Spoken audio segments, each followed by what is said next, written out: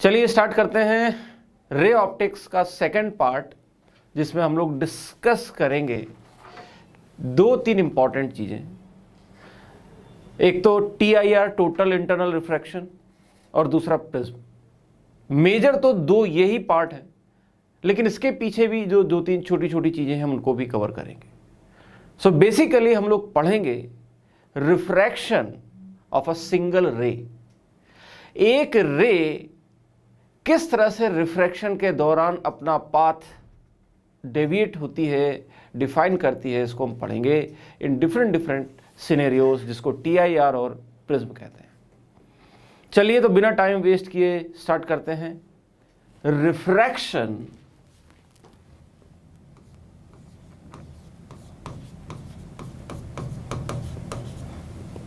का रिवीजन। सबसे पहली चीज जो मैं तुम्हें रिफ्रैक्शन के अंदर बताना चाहता हूं बच्चों, वो है vector form of Snell's law.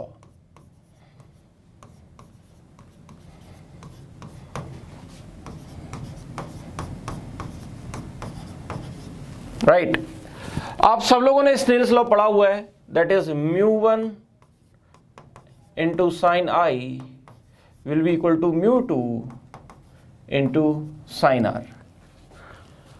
इसका वेक्टर फॉर्म भी हमें पता होना चाहिए, बहुत आसान है, देखो कैसे।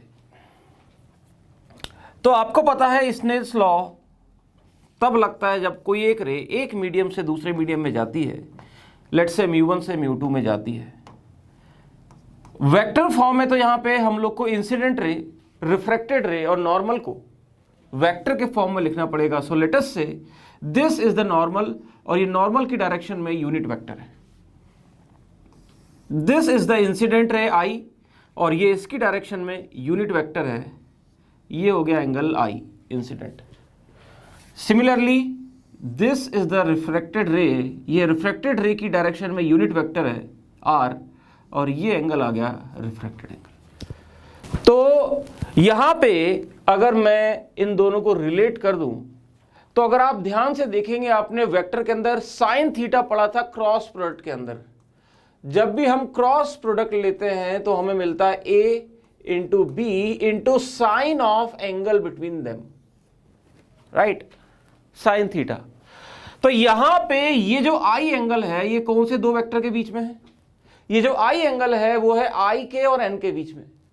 यानी अगर मुझे साइन I चाहिए तो I कैप और N कैप का क्रॉस प्रोडक्ट लिखना पड़ेगा, और क्योंकि कैप लगा रखे हैं तो इनका मैग्नीट्यूड तो 1 ही होगा। तो sign I will be equal to I cap cross N cap upon magnitude of I 1 into 1. Similarly sin R will be, sin R किसके बीच में है बच्चों? R cap और N cap के बीच में है। So R cap cross N cap नीचे 1 into 1। तो आप डाल दीजिए यहां पे इस फॉर्मूले के अंदर, और ये फॉर्मूला अब आपको डिराइव नहीं करना है बार बार, आपने रट करके रखना है। That is μ1 I cross N will be μ2 R cross N.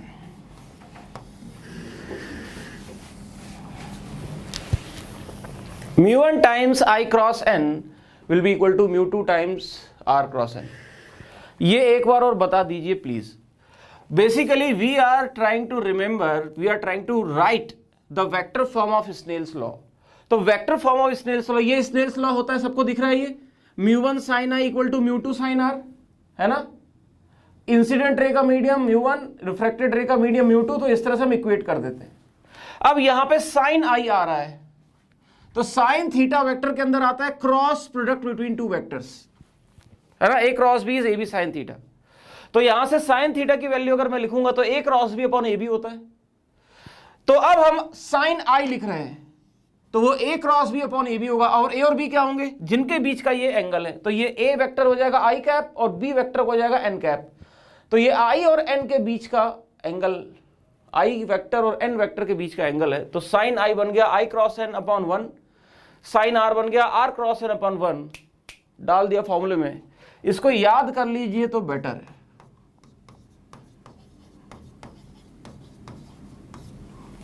ठीक, डायरेक्शन परपेंडिकुलर हो जाएगा। जी हां, direction will be, the direction of cross product will be perpendicular. और आपने ध्यान रखना है बच्चों कि जब डायरेक्शन परपेंडिकुलर होगा तो दोनों की डायरेक्शन भी मैच करे। I cross n should match with r cross n. I cross n is r cross n. Question करो ये वाला, example number 1, which of the following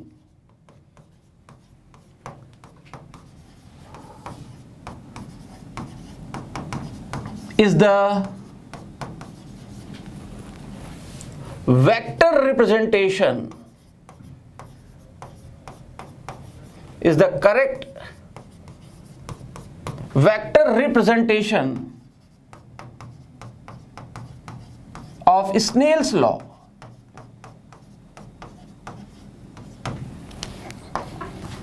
Option number A,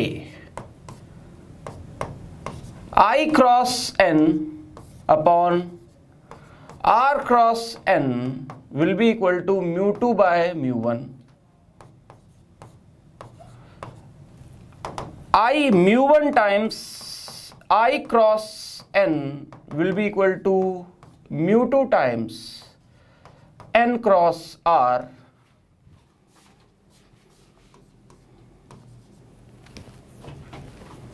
Mu2 times I cross n will be equal to mu2 times r cross n. Mu1 times n cross I will be equal to mu2 times n cross r. कीजिए इसको, where incident ray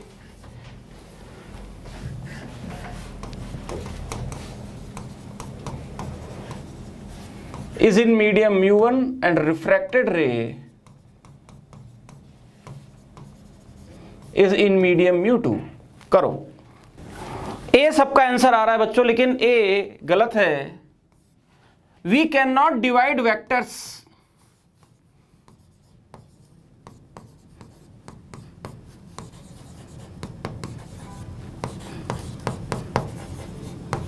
vectors का division vector से नहीं हो सकता, vector से divide नहीं कर सकते। थोड़ा सा इनके ऑप्शंस को मैं ऊपर कर देता हूं।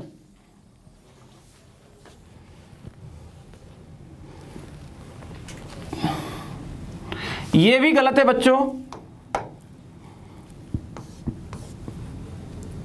Because I cross n and n cross r are in opposite directions.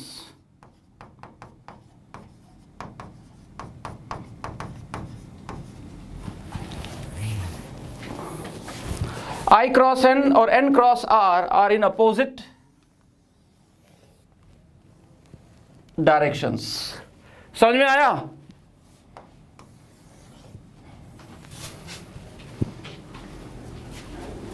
समझ में आया आपको ये पार्ट क्यों गलत है? ये yes yes, correct answer is d for Delhi. C वाला गलत क्यों है? वाई सी वाला गलत? Because i is in mu1 and r is in mu2। तो जिस मीडियम में जो होना चाहिए उसी को मल्टीप्लाई करना चाहिए, इसलिए ये गलत हो गया। और डी आंसर सही है, डी इज करेक्ट। अब कई लोग बोल रहे हैं कि मैंने इसका अपोजिट करवाया था, mu1 times I cross n will be equal to mu2 times r cross n। बताओ ये दोनों सेम चीज नहीं है?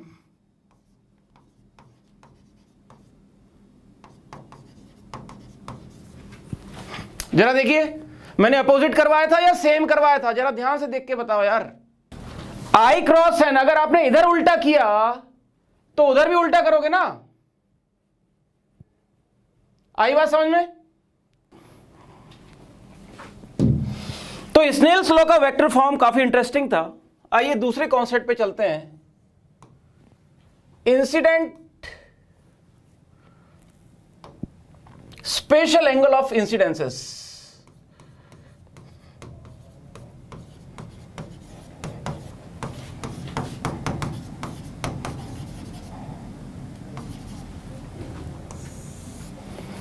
दो स्पेशल एंगल होते हैं बच्चों, I equal to 0, I equal to 90। जब I इक्वल टू 0 होगा, यह है μ1, late us say μ2 is greater than μ1, this is rare and this is denser. तो याद रहे बच्चों, जब भी I 0 होगा तो आपको पता है this is called as normal incidence. ये वाला एंगल 90 है, लेकिन ये एंगल नहीं माना जाता है, एंगल तो नॉर्मल के साथ माना जाता है ना। तो I equal to 0 is basically normal incidence.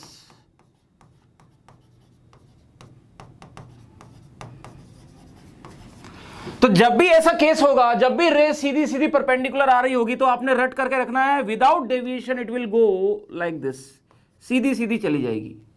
यानी I 0 तो R भी 0, याद रखना है। The ray will go undeviated.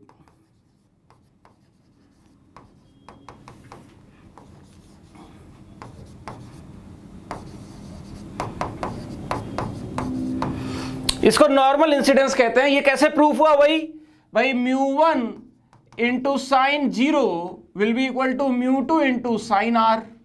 तो ये पूरा टर्म तो हो गया 0, 0 will be equal to sine R, R will be equal to 0। अब ये डिराइव नहीं करना है, रट के रखना है। ये स्पेशल एंगल है बच्चों, नॉर्मल इंसिडेंस। कई लोगों को पता भी होगा, but you should remember. Is it clear? अब दूसरा स्पेशल एंगल है बच्चों I इक्वल टू 90। इसको ग्रेजिंग इंसिडेंस भी कहते हैं।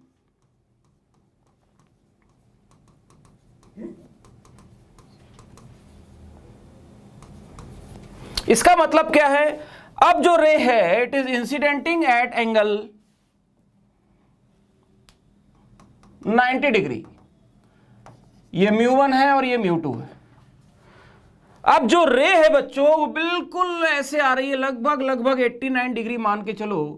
This is angle of incidence, I is 90। और इस वाले में जो रिफ्रैक्टेड एंगल होता है बच्चों, इस वाले केस में जो रिफ्रैक्टेड एंगल होता है उसी को क्रिटिकल एंगल कहते हैं। This is critical. वो जो छोटा वाला एंगल होता है, याद रखें, अगर एक 90 हुआ तो दूसरा वाला जरूर क्रिटिकल एंगल होगा। और क्रिटिकल एंगल हमेशा डेंसर मीडियम में होता है। Critical angle is always in denser medium.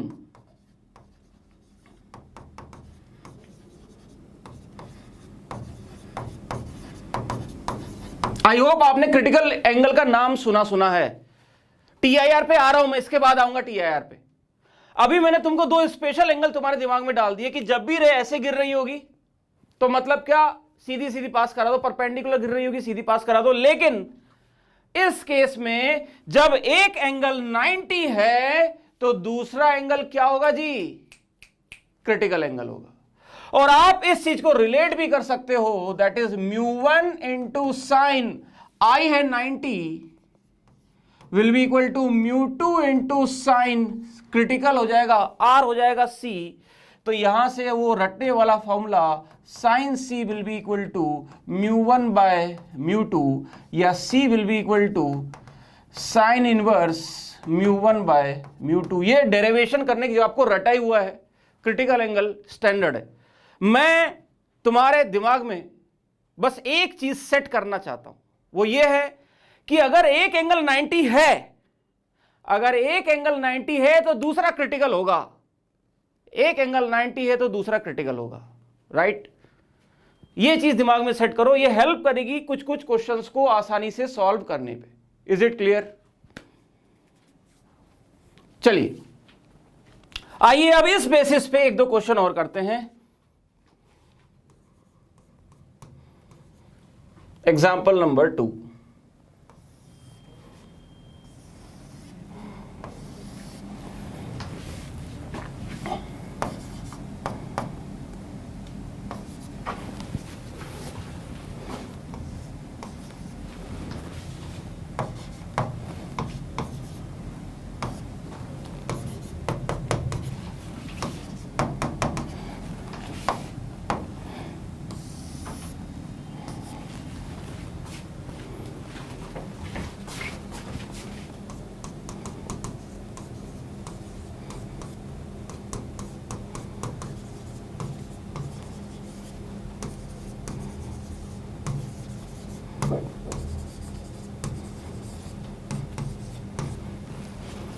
ये एक ग्लास प्रिज्म है, ये एक ग्लास प्रिज्म है जिसके अंदर रे इंसिडेंट हो रही है, आप देख सकते हैं।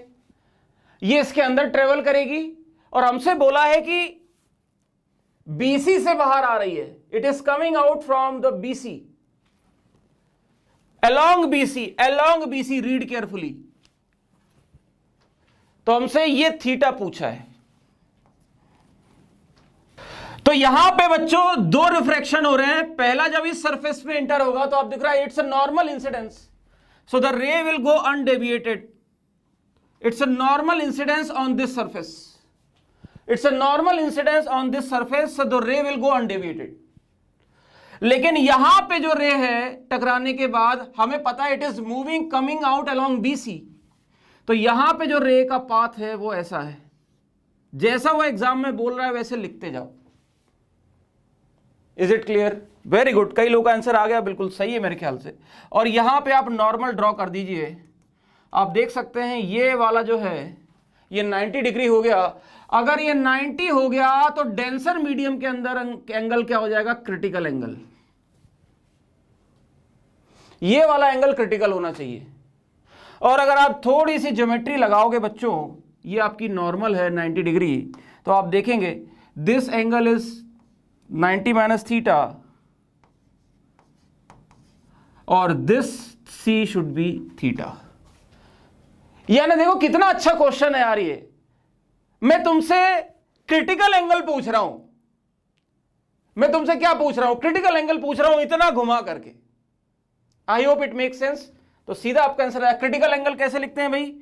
Sign C will be equal to rarer upon denser. Rarer है 1, डेंसर है 2, sine C equal to 2, C equal to 30 degree, एक ही बार में। Is it clear? चलिए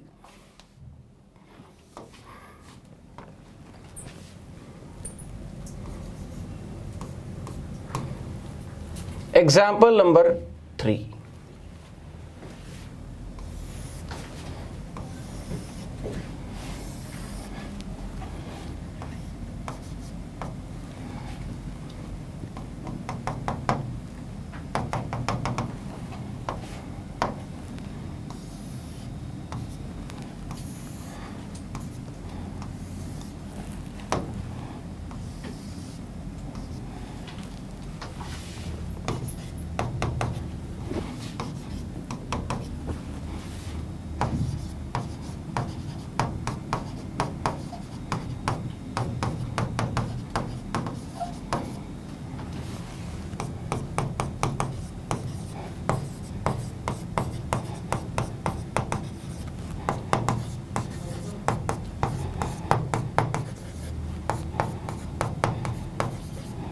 बताइए इसका आंसर।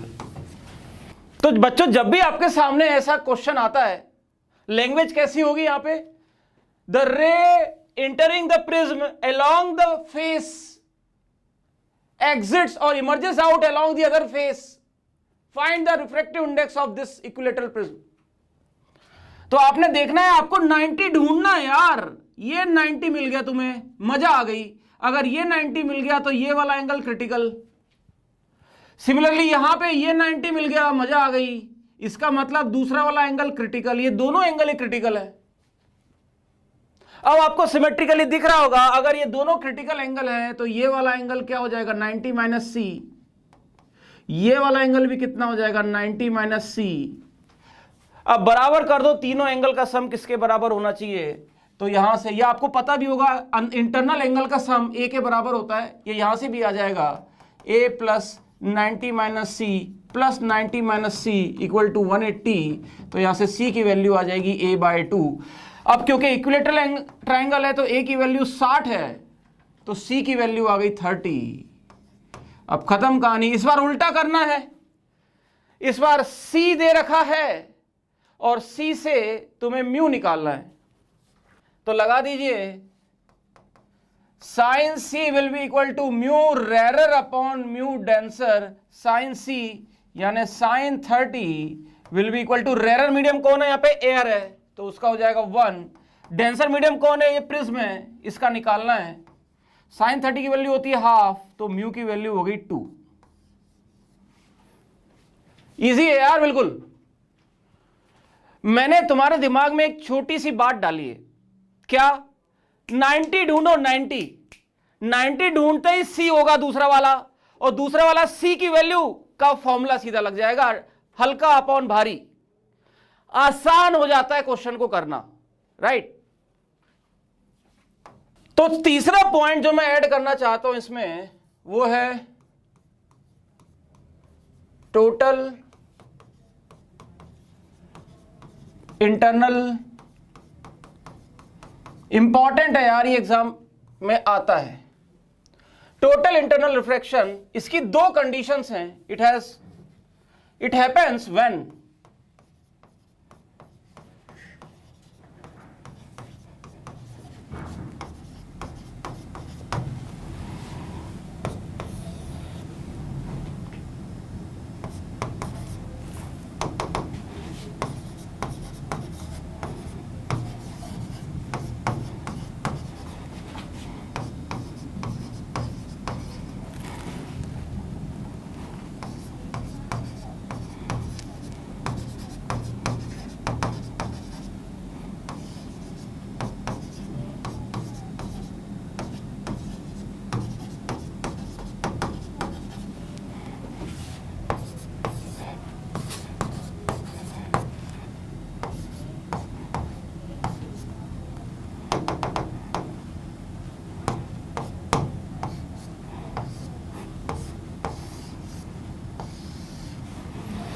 बहुत सिंपल है, जब भी रे डेंसर से रेरर जाएगी, जब भी रे डेंसर से रेरर जाएगी, पानी से निकलेगी हवा में, प्रिज्म के अंदर से निकलेगी बाहर। जब भी incident angle denser optically heavy medium में होगा, तब TIR होने के चांसेस हैं, चांसेस कह रहा हूं मैं। दूसरी कंडीशन भी जरूरी है, जब एंगल ऑफ इंसिडेंस जो कि डेंसर मीडियम के अंदर है बड़ा होगा क्रिटिकल से, तो आपको पता है क्रिटिकल में 90 पहुंच गई थी कहानी, सी पे 90 था, अगर आप सी से और बढ़ाओगे तो 90 से ज्यादा तो बढ़ नहीं सकता, तो वो रे अंदर ही घुस जाती है, TIR हो जाता है। 100% रिफ्लेक्शन 100% होता है बच्चों। इतना जबरदस्त तो दुनिया के सबसे चमत्कारी ग्लास से भी नहीं होता जितना इससे हो जाता है फिजिक्स से। 100%, नॉट अ सिंगल, एक सिंगल रे भी बाहर नहीं जाती है। यही ऑप्टिकल फिनोमिना है और इसको हम यूज करते हैं ऑप्टिकल फाइबर्स में, बहुत सारी चीजों में यूज करते हैं। तो आपने याद रखना है TIR कब होगा, जब डेंसर से रेरर में जाए और and I should be greater than C। लेकिन आपसे जो क्वेश्चन पूछे जाएंगे बच्चों, आपसे जो क्वेश्चन पूछे जाएंगे एग्जाम में, वो जनरली C पे पूछे जाएंगे, C पे, सारी कहानी C पे होगी। देखिए कैसे, जैसे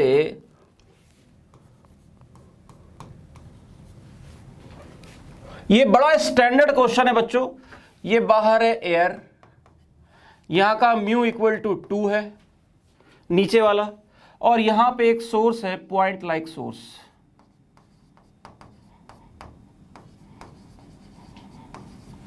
आप देख सकते हैं बच्चों, पॉइंट सोर्स जो मैंने बनाया है, जो पॉइंट सोर्स मैंने बनाया है, आई होप आपको दिख रहा है कि ये डेंसर मीडियम में है।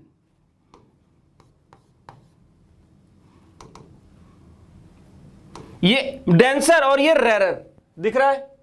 तो ये जो सोर्स है, ये बल्ब है, इस बल्ब से लाइट निकल रही होगी, लाइट हर डायरेक्शन में निकल रही होगी। आप देख सकते हैं अगर मैं इससे लाइट बनाऊं तो एक नॉर्मल सीधी निकल गई, एक लाइट ऐसे भी जा रही होगी, एक लाइट ऐसे भी जा रही होगी, इस तरह से इधर भी जा, हर तरफ जा रही होगी लाइट। मैंने 3 ही बनाई है जानबूझ के। तो ये वाली जो लाइट रे है ये तो रिफ्रैक्ट होके चली गई, ये एंगल ऑफ इंसिडेंस, ये एंगल ऑफ रिफ्रैक्शन। अब मान लो एक किसी पर्टिकुलर एंगल पे जैसे जैसे एंगल ऑफ इंसिडेंस बढ़ रहा है, ये आई डैश, वैसे वैसे बाहर का एंगल भी बढ़ेगा। तो एक पॉइंट पे बाहर का एंगल 90 के बराबर होगा ना, तो ये मैंने वो बना दिया जब बाहर का एंगल 90 है। तो बाहर का जब एंगल 90 है तो अंदर का एंगल हो जाएगा क्रिटिकल।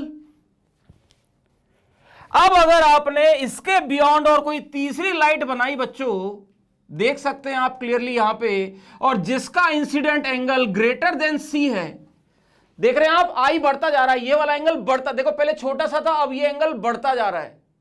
तो if the incident angle is greater than C, तो ये जो लाइट है बच्चों ये रिफ्लेक्ट होकर के आ जाएगी, इसी को TIR कहते हैं। तो TIR कहां से होना चालू हुआ? TIR इस पॉइंट के बाद होना चालू हुआ, ये याद रखना है। कई लोगों को पता भी होगा, लेकिन मैं एक बार बस रिवाइज करवा रहा हूं, बाकी तो मैं अभी क्वेश्चन कराता हूं इस पे। This is the important condition for TIR। जब बाहर का एंगल 90 हो और अंदर का एंगल क्रिटिकल हो, यही है क्रिटिकल पॉइंट। इसके बाद वाली सारी लाइटें TIR है, इसके पहले वाली सारी लाइट रिफ्रैक्शन है, यानी I less than C refraction, I greater than C TIR। आई बात समझ में? तो ये है TIR का मतलब। तो जिस पॉइंट, अगर मैं आपसे कहूं कि इस बल्ब से बाहर लाइट जो जाएगी, it is going only through this radius. अगर मैं कहूं इस बल्ब से जितनी भी लाइट निकली वो सिर्फ इस रेडियस से बाहर जाएगी। रेडियस क्यों बोला मैंने? क्योंकि ये 3 डायमेंशन में पानी है ना यार। तो इस बल्ब से जो भी लाइट बाहर जाएगी वो इसी रेडियस से बाहर जाएगी।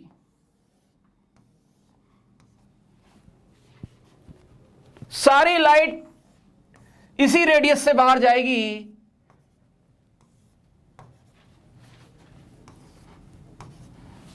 क्योंकि इसके बाद जो भी इसकी लाइट होगी ना वो तो अंदर ही रह जाएगी, वो तो अंदर ही रह जाएगी। बाहर जाने का रास्ता सिर्फ ये ओपनिंग है।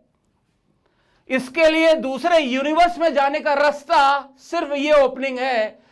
और अगर आपने इस ओपनिंग को बंद कर दिया, और अगर आपने इस ओपनिंग को बंद कर दिया तो इस सोर्स से एक भी लाइट यूनिवर्स में, इस दूसरे यूनिवर्स में नहीं जा पाएगी। क्योंकि बाकी जगह वाली लाइट तो अंदर वैसे ही है। आप सिर्फ इस यूनिवर्स के अंदर या इस मीडियम को तभी क्रॉस कर सकते हो व्हेन द इंसिडेंट रे इज लेस देन C। इसके थ्रू ही बाहर निकल सकती है। फिर से सुनो मैंने क्या कहा, फिर से सुनिए। इस बल्ब से जो लाइट निकल रही है वो बाहर सिर्फ इसी एरिया से निकल सकती है। इसके अगर इसको ढक दिया तो एक रे भी बाहर नहीं निकल पाएगी, एक रे भी दूसरे यूनिवर्स में नहीं जा पाएगी, दूसरे मीडियम में नहीं जा पाएगी। तुमने रास्ता ही बंद कर दिया तो ये अंदर ही रह जाएगा। कोई अगर बाहर से यहां से देखने भी कोशिश करेगा तो भी इसको ये बल्ब नहीं दिखेगा। अगर मैं यहां से साइड से देखूं तो मुझे नहीं दिखेगा। अगर मुझे बल्ब को देखना है तो मेरी आंख आनी चाहिए इसके अंदर, यहां से दिखेगा। आई बात समझ में? Is it clear?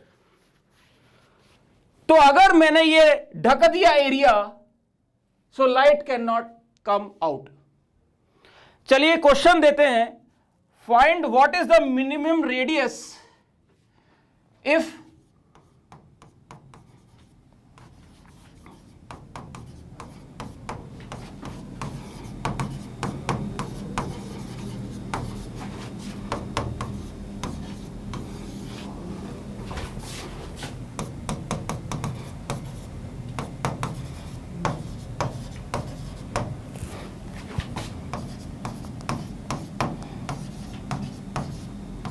इसको कौन कहेंगे ना, इसकी रेडियस बताओ। ये रिफ्रैक्टिव इंडेक्स दे रखे हैं आपको, H10IC। Very good. IC क्या है? IC कैसे लिखोगे? Very good, very good, very good बच्चों, बहुत बढ़िया, अच्छी बात। एक बार मैं तुम्हें करके बता भी देता हूं। ये पॉइंट सोर्स है, ये डिस्टेंस D है, जो रेडियस निकलेगी वहां पे एंगल क्या हो जाएगा? क्रिटिकल। ये वाला एंगल भी क्रिटिकल, और ये हो जाएगी रेडियस R। तो अगर आप ध्यान से देखो इस ट्रायंगल के अंदर, ये जो आपको ट्रायंगल दिख रहा है ना, ट्रायंगल, इस ट्रायंगल के अंदर लिखूं तो ये हो जाएगा बेस, सॉरी ये परपेंडिकुलर और ये बेस हो जाएगा एंगल के बगल वाला। So we get 10C will be equal to R by D, या फिर R इक्वल टू D10C। ये लोग याद करके रखते हैं and it's okay to remember. अब C कैसे लिखे हैं? साइन C तो आपको पता ही है जी, sine C is mu rarer upon mu denser. Mu rarer कितना यार? हवा, और डेंसर है 2, यानी 1/2 इक्वल टू साइन C। तो C की वैल्यू आ गई 30, तो tan 30 D tan 30 will be equal to R, so D by √3 will be equal to R। ऐसे क्विकली करना है यार, मतलब ये चीज अगर आपको याद है तो बहुत अच्छी बात है, बट डायरेक्ट सेम क्वेश्चन आने की प्रोबेबिलिटी है। देखो ये एक इंपॉर्टेंट क्वेश्चन है, लेकिन नहीं भी अगर है तो ज्योमेट्री ये C, ये चीज बड़ी काम की, तुम्हें पहचानना है TIR हो रहा है यहां पे, ये एंगल 90, दूसरा C, और बाकी geometry. Is it clear? Clear everyone? Clear हो गया होगा? क्लियर है? एक क्वेश्चन और कीजिए। एग्जाम्पल नंबर 5 है क्या कि 4 है? 5।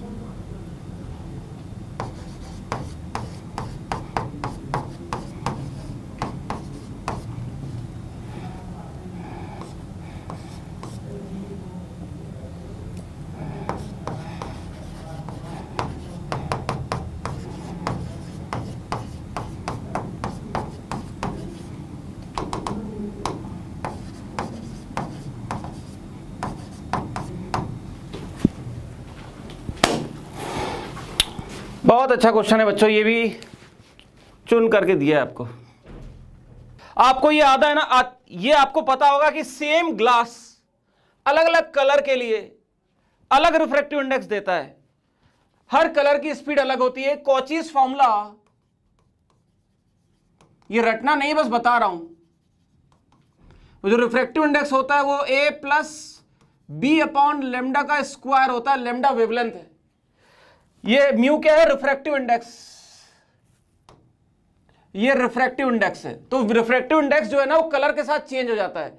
अगर वेवलेंथ बढ़ेगी तो रिफ्रैक्टिव इंडेक्स कम हो जाएगा, ये याद रखना है, बस इतनी सी इंफॉर्मेशन चाहिए। बट मैंने आपको गिवन ही दे दिया नंबर। तो बच्चों देखने वाली बात यह है, देखो जरा, अगर आप ध्यान से देखें, रिफ्रैक्टिव इंडेक्स क्रिटिकल एंगल्स लिखे जा सकते हैं। क्रिटिकल एंगल, ये तीनों रे जब यहां पे जाएंगी, ये तीनों रे जब यहां पे जाएंगी तो एज इट इज पास कर जाएंगी, बिकॉज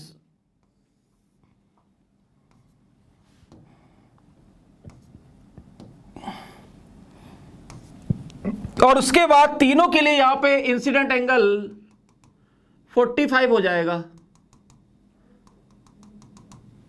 सो इन तीनों रे के लिए incident angle 45, I equal to 45 for all of them.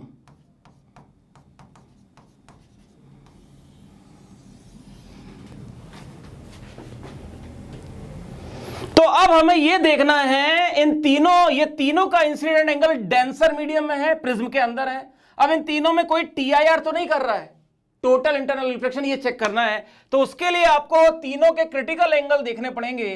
तो आपको पता है critical angle sine C will be equal to mu denser upon mu rarer, mu rarer upon denser, rarer 1, और डेंसर मीडियम रिफ्रैक्टिव इंडेक्स आपको लिखना पड़ेगा हर एक का। अब 1.35 तो मैं लिखूंगा नहीं, अजीब सा आंसर आएगा।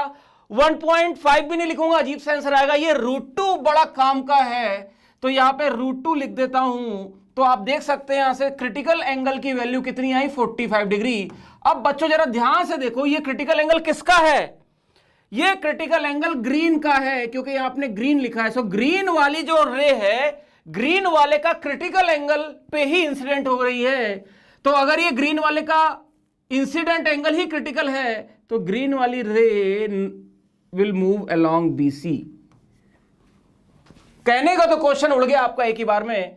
ये वाला एंगल कितना होना चाहिए? 90। Is it clear?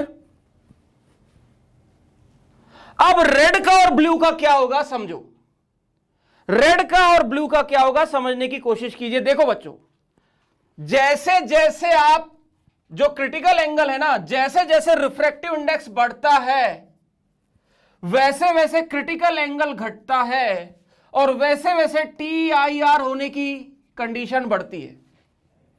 तो किसका रिफ्रैक्टिव इंडेक्स ज्यादा है? आप देख सकते हैं ये वाला ज्यादा। ये कैसे ज्यादा? 1/√2 को लिखोगे तो ये 1.414 होता है। तो क्लियरली ब्लू वाला जो है उसका रिफ्रैक्टिव इंडेक्स ज्यादा है, इसीलिए इसके TIR होने की, इसका क्रिटिकल एंगल छोटा होगा, इसीलिए जो ब्लू वाला है ये कर जाएगा TIR, यानी angle of incidence equal to angle of refraction. This is TIR।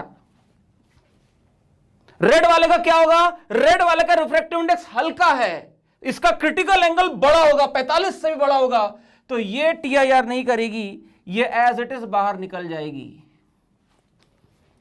तो करेक्ट आंसर आप देख सकते हैं यहां पे, all of the ray will pass through AC, ये तो गलत है। None will be able to come out from BC, no. Blue वाली आ गई ना BC से, तो ये भी गलत हो गया। The red will come out from BC, red AC से आ रही है, ये भी गलत हो गया। The green will be come out along AC, yes. Ishaan का डाउट है कि ज्योमेट्रिकली सबका C तो 45 है। अरे जी, C नहीं है सबका, वो सबका I 45 है।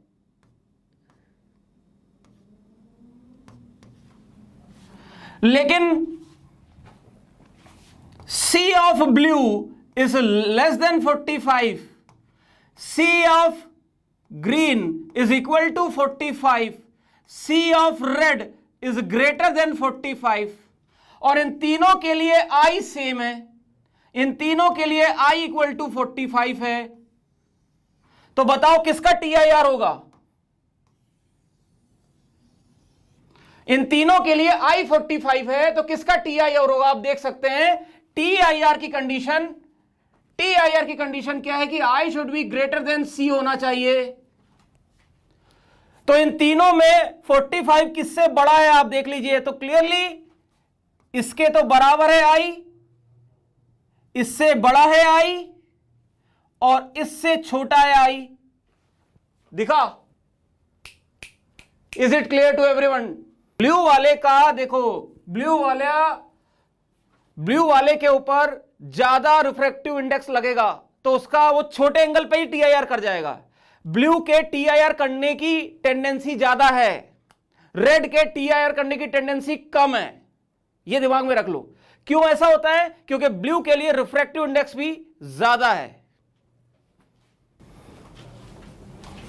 चलिए अब नेक्स्ट पार्ट, जो चौथा पार्ट है इसका, वो है प्रिज्म।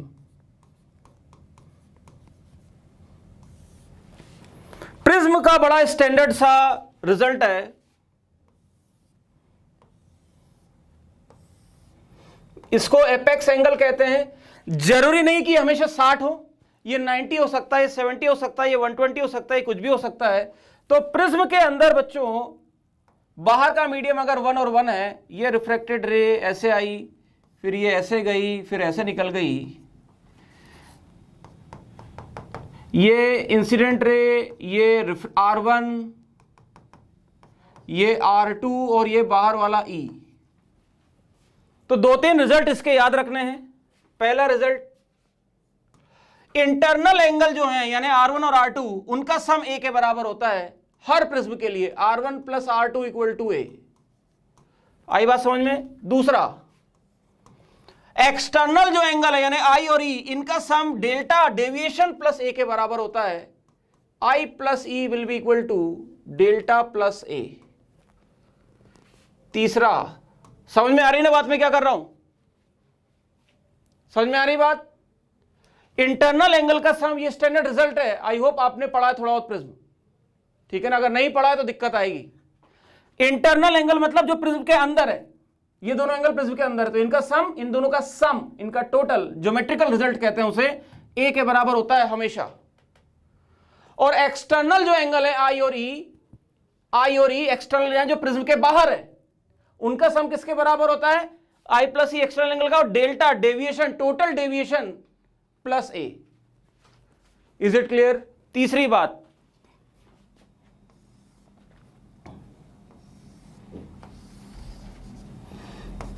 ये डेविएशन और A का, I का ग्राफ बनाया जाता है तो कुछ ऐसा ग्राफ बन के आता है।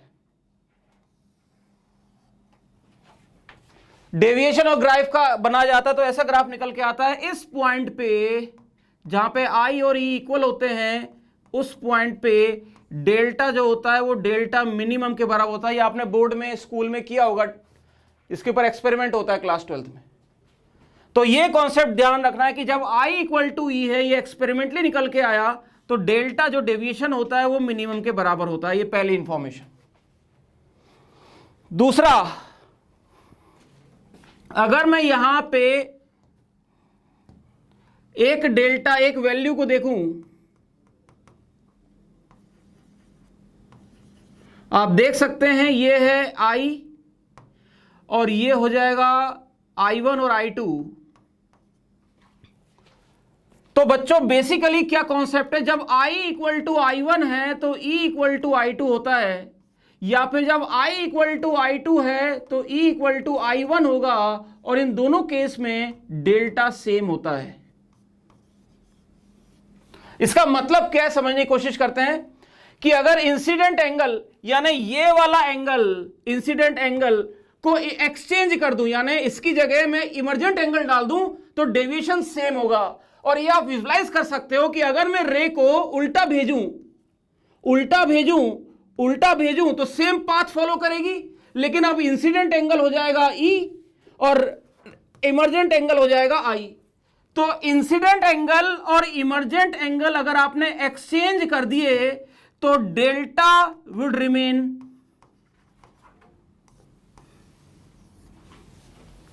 याद रहेगी ये चीज, ये छोटी सी इंफॉर्मेशन इसमें ऐड करनी है। यानी पहली मैंने क्या बताई, ये डेल्टा मिनिमम कब होगा, I इक्वल टू ई पे। दूसरी बात ये बताई कि जब I और E को एक्सचेंज कर दोगे तो डेल्टा अनचेंज रहेगा, है ना। चौथी बात,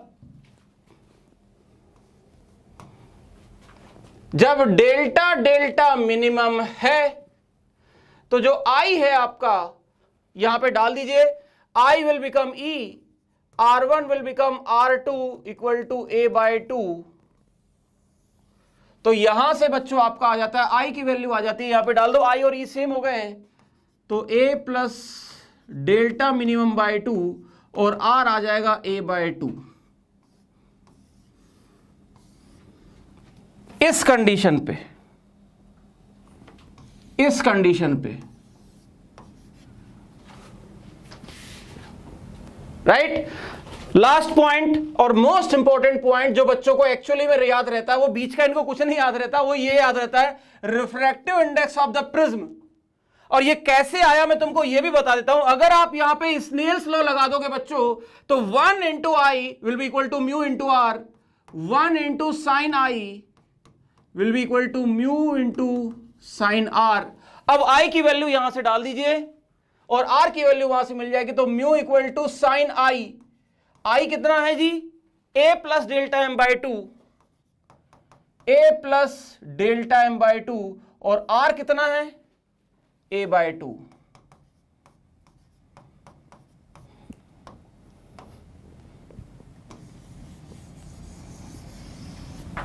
आई होप इट्स क्लियर। आपको ये याद रखना है, रिमेंबर।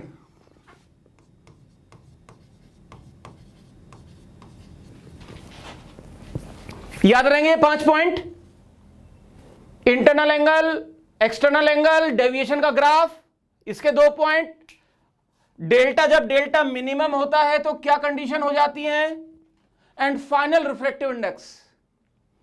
अब एक छोटा सा पॉइंट, अगर छोटा सा पॉइंट ध्यान से सुनो मैं क्या कह रहा हूं, ध्यान से सुनो बच्चों। अगर इस प्रिज्म को मैं डाल दूं एक लिक्विड में, म्यू डैश, अगर इस प्रिज्म को मैं डाल दूं एक लिक्विड में तो क्या चेंज होगा, कुछ चेंज नहीं होगा। यहां पे 1 की जगह म्यू डैश कर दोगे तो ये फॉर्मूला बन जाता है mu upon mu dash equal to this. अगर आपने इस प्रिज्म को एक दूसरे मीडियम में डाल दिया जो कि एयर नहीं है, म्यू डैश है, तो इस फॉर्मूले में बस वो म्यू अपॉन म्यू डैश आ जाएगा। Mu of mirror upon mu of material will be equal to, बाकी सारी कहानी एज इट इज। देखो ना, sine I sine R same है, फर्क कहां पे पड़ा, म्यू डैश और म्यू में।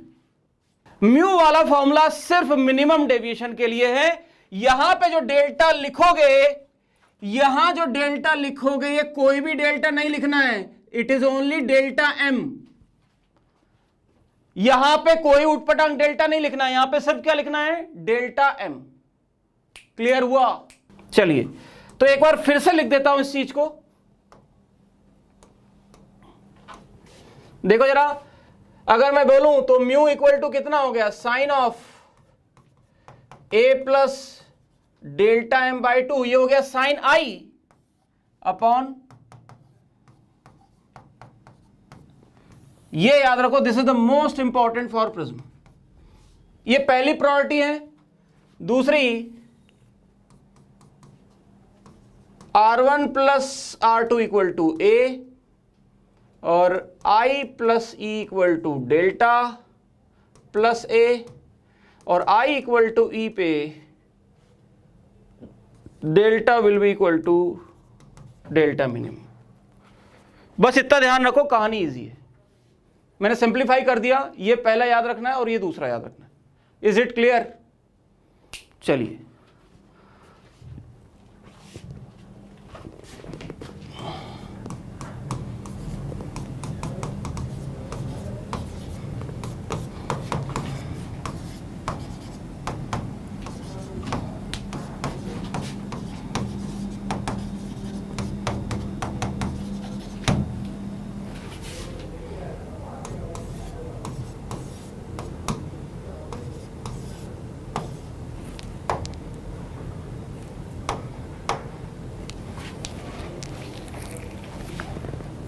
लिखिए, कीजिए इसको। Mu dash is the refractive index of rarer नहीं, आउटर मीडियम।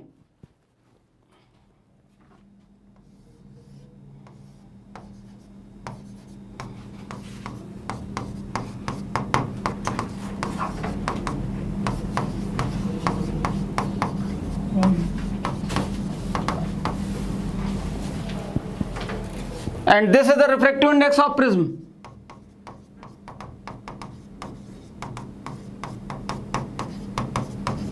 करो इसको।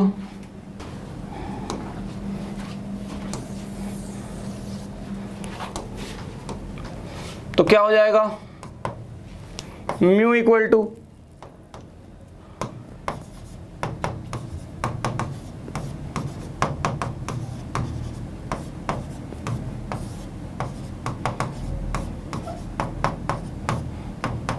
डाल देते हैं यहां पे, तो कितना आया,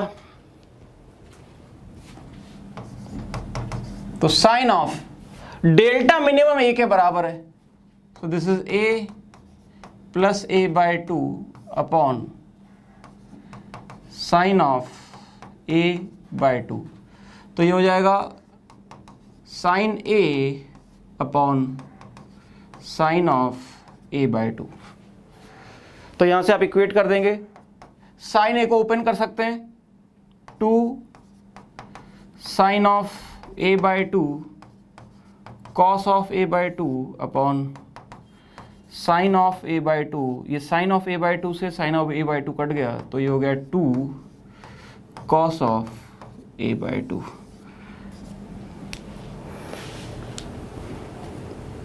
क्लियर है बच्चों, क्लियर है, वेरी गुड। अगला क्वेश्चन कीजिए।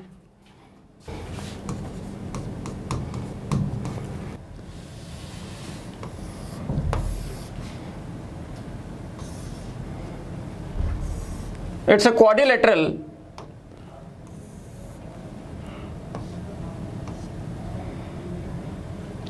एंड ये आपको एंगल दे दिया है 60 डिग्री, ये एंगल आपको दे दिया है 30 डिग्री, और जो रे है वो ऐसे आई और फिर ऐसे जा कर के ऐसे चली गई। ये वाला जो एंगल है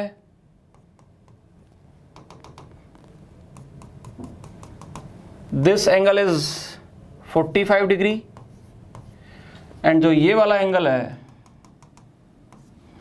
this angle is 60 degree. Find, ये बाहर है एयर,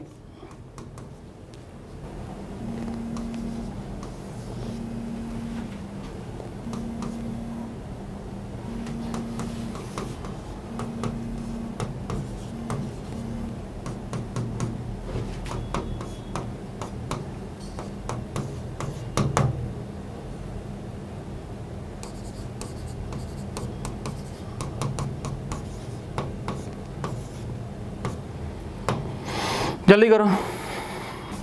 अब यहां पे सबसे बड़ी दिक्कत ये बच्चों है, अगर आपसे डेल्टा पूछा जाए तो पहली बात तो देखो जरा, आई जो है यहां पे दे रखा है आपको 45, ई जो है आपको दे रखा है 60, तो clearly I is not equal to E, this implies delta is not equal to delta minimum, तो इसका आंसर हो जाएगा नो। अब क्या है, अगर ये नहीं है तो फिर डेल्टा को लिखने का फॉर्मूला कौन सा है भाई, हमें पता है I plus E will be equal to delta plus A, और तो कोई तरीका नहीं है तुम्हारे पास डेल्टा लिखने का। तो आई और ई तुम्हें ढूंढना है, यहां पे आई और ई तो ढूंढने क्या गिवन ही है, तो ये हो जाएगा 45 प्लस ई कितना है 60 will be equal to delta plus, अब ए तो है ही नहीं यहां पे, ए कहां है यहां पे, ए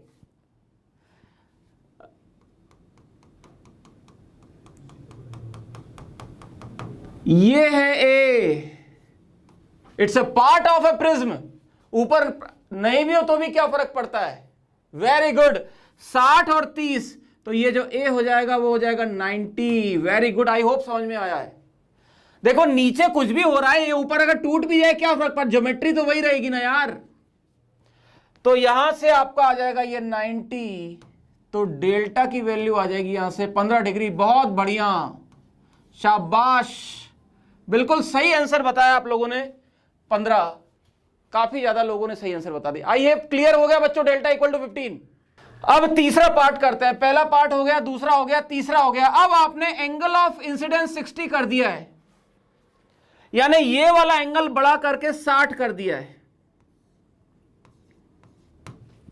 लेकिन अगर आप ध्यान से देखो, आपने आई को ई के बराबर कर दिया है, तो अगर आई को ई के बराबर कर दिया है तो जो आपका ई है वो आई के बराबर हो जाएगा। यानी अब यहां से जो रे निकलेगी, लेट अस से ये, तो ये वाली जो रे निकलेगी ये 45 डिग्री पे निकलेगी बच्चों, याद रहे। तो अगर आई और ई चेंज हो गया तो delta will remain constant, delta will remain same, delta will be equal to delta dash, यानी जो डेल्टा डैश है वो कितना हो जाएगा 15 डिग्री।